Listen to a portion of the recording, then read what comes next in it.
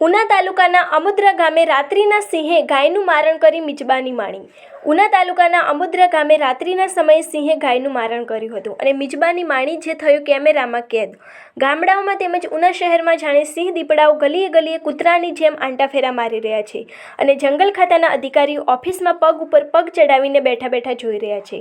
કોઈ માનવ જિંદગીનો ભોગ લેવાય તેની રાહ જો જંગલ ખાતું કોઈ માણસોને જંગલગીરમાં પ્રવેશવા માટે કેટલીક જંગલ ખાતાના અધિકારીઓ ફાંફા ફોજદારી કરતા હોય છે, તો ઉના શહેરમાં અને ગામડાઓમાંથી લોકોમાં એક ચર્ચા ઉઠી છે કે આ જંગલી પ્રાણીઓ જંગલ છોડીને આપણા ખેતરોમાં ફરી રહ્યા છે, પણ હવે તો આપણા ગામડાઓમાં તેમજ ઉના શહેરમાં ગલીએ ગલીએ કૂતરાઓની જેમ આંટાફેરા મારતા નજરે જોવા મળી રહ્યા છે।